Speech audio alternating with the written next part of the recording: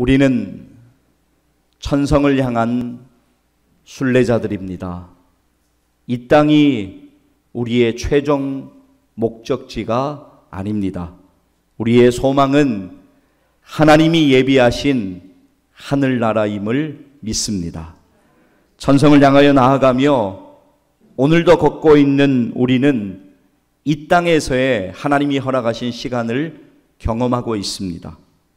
그런데 이 땅에서 우리의 삶을 감당해 나가는 시간에 믿음의 사람들도 하나님의 사람들도 고난을 당하고 어려움을 경험합니다. 성경에서 만나는 우리의 믿음의 선배들도 예외는 아니었습니다. 그들의 인생도 두려움 가득하고 곤고한 인생길이었습니다. 오늘 살아가는 우리들의 인생길이 두려움 가득하고 곤고한 인생길인 것처럼 말입니다. 그러나 주님은 그 두려움 가득한 고난의 시간을 걸어가고 살아가는 인생들에게 하나님께서는 우리 하나님의 사람들에게 내가 너와 함께 할 것이다 라고 하나님 말씀하십니다. 하나님의 그 약속은 그들에게 큰 위로가 되었고 두려움 속에서 만나는 한 줄기 빛이 되었습니다. 그 약속을 믿음으로 붙잡고 나아가면 어떤 약속요? 주님이 나와 함께 하신다는 그 약속을 믿음으로 붙잡고 나아가면 주님이 힘을 주십니다.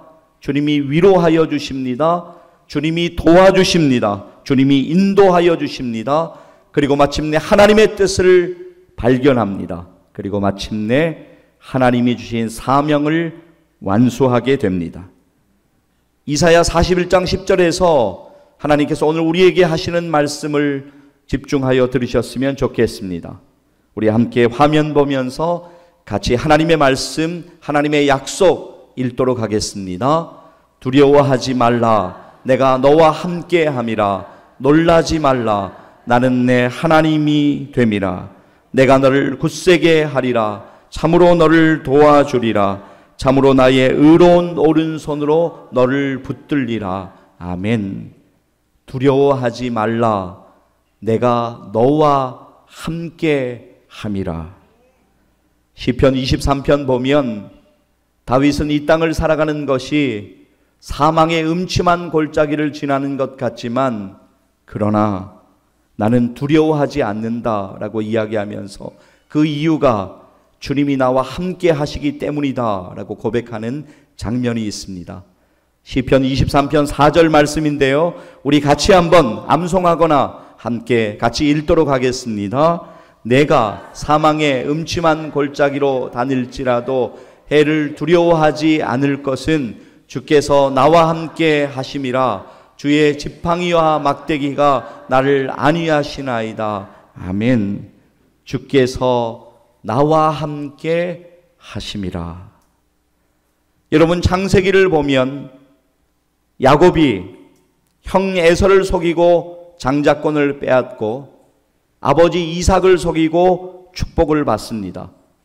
그 일로 인하여서 형 에서가 분노하게 되고 형의 분노를 피해서 하란으로 도망치듯 쫓겨가듯 그렇게 발걸음을 떼게 됩니다. 하란으로 홀로 피신하던 가운데 베델이라고 하는 곳에 이르렀습니다. 밤이 되어서 거기서 유숙하려고 길가에 있는 돌 하나 주워다가 돌베개 삼아서 잠을 자는데 그 밤에 야곱에게 하나님께서 나타나셔서 이렇게 말씀하십니다. 창세기 28장 15절 말씀인데요. 우리 같이 한번 읽었으면 좋겠습니다. 내가 너와 함께 있어 내가 어디로 가든지 너를 지키며 너를 이끌어 이 땅으로 돌아오게 할지라. 내가 내게 허락한 것을 다 이루기까지 너를 떠나지 아니하리라 하신지라. 아멘. 내가 너와 함께 있어 내가 어디로 가든지 너를 지키며 너를 이끌어 이 땅으로 돌아오게 할지라. 그가 가는 두려운 길에 그 하나님의 약속이 그 밤에 그에게 얼마나 위로가 되었겠습니까? 그의 인생 가운데 이 약속의 말씀을 붙잡고 그는 걸어가지 않았을까요? 그렇습니다. 야곱은 그 약속을, 하나님의 약속을 믿음으로 붙잡습니다. 그리고는 이렇게 믿음으로 고백합니다.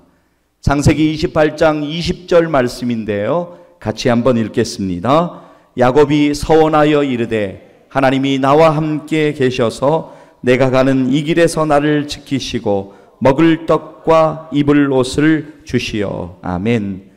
하나님이 나와 함께 계셔서 내가 가는 이 길에서 나를 지키시고. 예, 그렇습니다.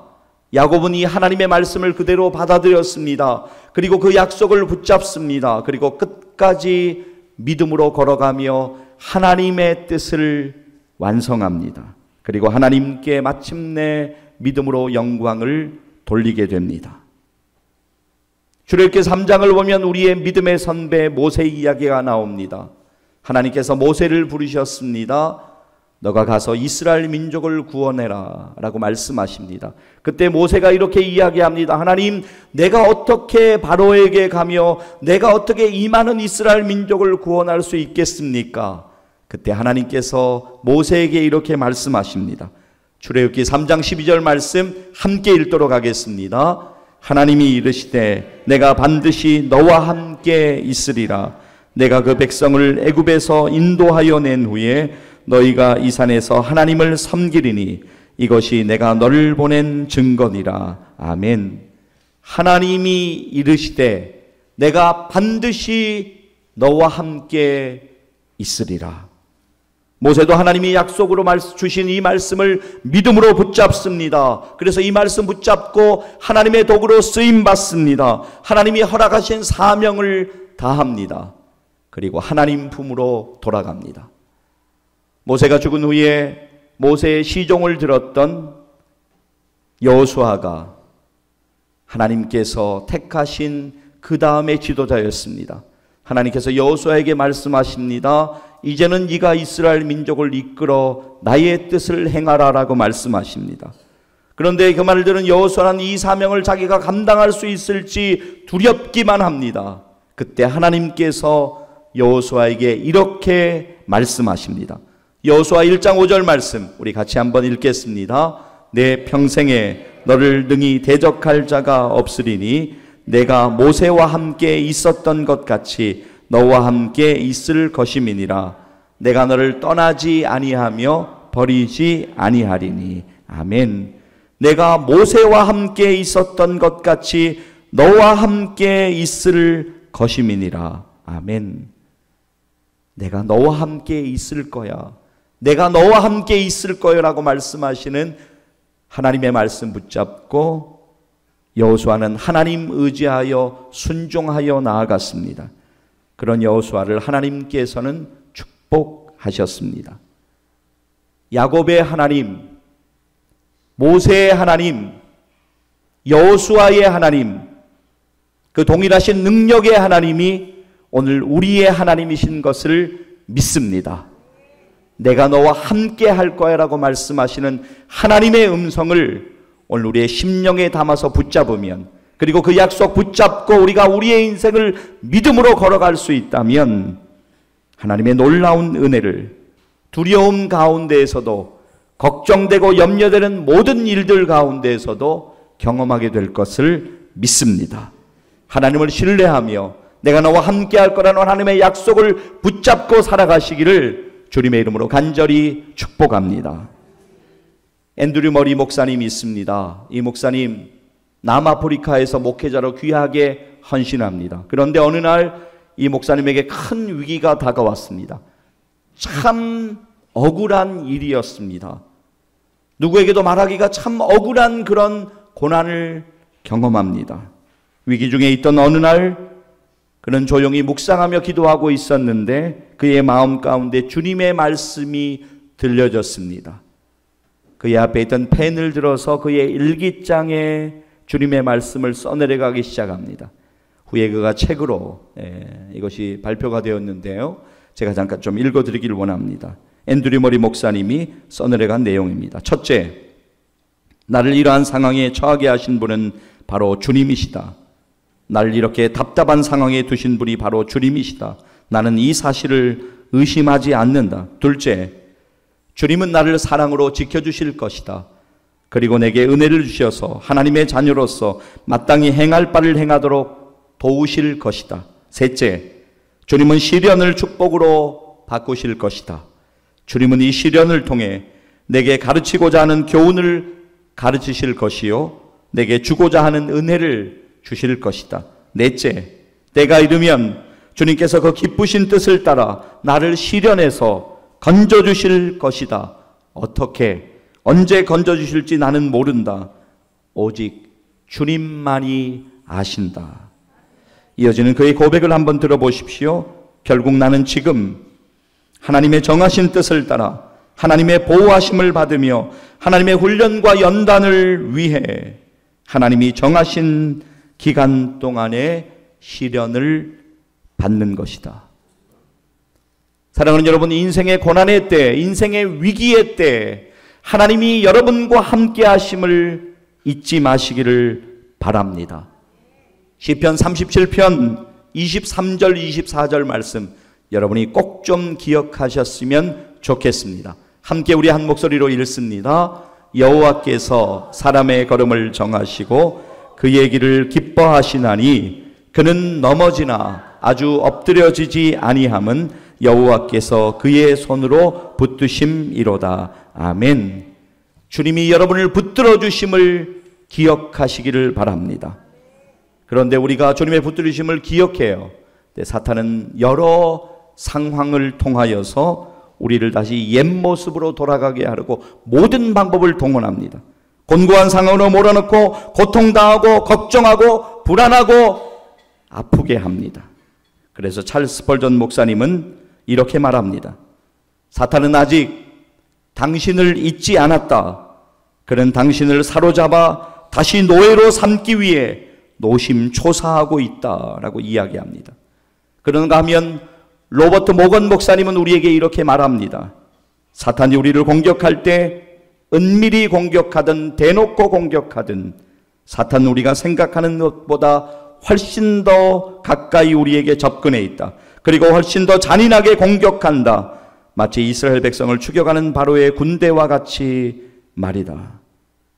사랑하는 여러분, 우리의 적인 사탄이 우리의 가까이에 있고 우리를 공격하는 것을 인식하는 것은 중요합니다. 그러나 여러분의 시선은 사탄에게 가 있어서는 안 됩니다. 여러분의 시선은 믿음의 주요 온전하게 하시는 이인 예수님에게 여러분의 시선이 향하여져 있어야 합니다. 나의 죄를 위하여 나의 죄를 사하시기 위해 십자가에 죽으시고 3일 만에 부활하신 예수 그리스도, 우리의 길이요 진리요 생명 되시는 우리의 소망의 이유 되시는 그분을 바라볼 때, 그래서 그분의 능력, 예수 그리스도의 보혈의 능력을 의지하여서 우리는 마귀를 대적하여 승리할 수가 있는 것입니다. 주님의 함께 하신 은혜로 우리는 반드시 승리하게 될 것을 믿으시기를 바랍니다. 오늘 우리의 본문을 보면 주님은 사랑하는 제자들에게, 그리고 주님의 은혜가 너무나도 필요한 우리들에게 이렇게 말씀하십니다. 오늘 우리의 본문 마태복음 28장 20절 우리 같이 한번 읽기를 원합니다. 내가 너희에게 분부한 모든 것을 가르쳐 지키게 하라. 볼지어다 내가 세상 끝날까지 너희와 항상 함께 있으리라 하시니라. 아멘. 내가 세상 끝날까지 너희와 항상 함께 있으리라. 내가 세상 끝날까지 너희와 항상 함께 있으리라. 이 말씀을 오늘 예배 시간에 여러분의 심령에 꼭 좀 담으셨으면 좋겠습니다. 이 말씀을 여러분이 꼭 좀 이 시간에 붙잡으셨으면 좋겠습니다. 주님이 함께 하실 것입니다. 주님이 도와주실 것입니다. 주님이 일으켜 세워주실 것입니다. 1990년대 재즈 피아니스트이면서 미국의 시카고 필그림 침례교회의 성가대 지휘자였던 토미 도시의 이야기가 기억나십니까? 그가 센트 루이스라에서 집회를 하고 있던 중에 임신 9개월 된 아내가 위독하다는 연락을 급히 받습니다. 모든 일정을 정리하고 황급히 집으로 귀가했지만 죽은 아내와 아기가 그를 기다리고 있었습니다. 그는 집회를 섬기는 가운데 일어난 이 일로 인하여서 신앙의 회의를 느끼며 교회 사역을 그만두고 정신과 치료를 받으면서 재즈 피아니스트로 다시 세상에 돌아갈 계획을 하고 있었습니다. 그런데 어느 겨울 그를 위로하기 위해 찾아온 초등학교 교사인 그의 친구를 따라서 그의 학교를 방문했다가 눈 덮인 학교 교정에서 이런 글을 보았다고 합니다. 주님요, 이 손을 꼭 잡고 가소서.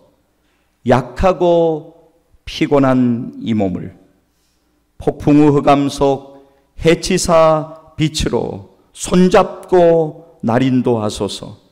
인생이 힘들고 고난이 겹칠 때 주님여 날 도와 주소서. 외치는 이 소리 귀 기울이사 손잡고 날 인도하소서. 그는 교실 한쪽에 있던 풍금에 앉아 곡을 만들기 시작합니다. 그 곡이 바로 지금도 널리 사랑받고 있는 찬양 주님여 이 손을 꼭 잡고 가소서입니다. 그리고 그날 이후 그는 다시 주님의 손을 잡고 신앙의 여정으로 복귀했다고 합니다. 사랑하는 여러분, 오늘 우리의 삶은 참으로 복잡합니다. 오늘 여러분의 삶 가운데 지치고 낙심한 일들이 있으십니까?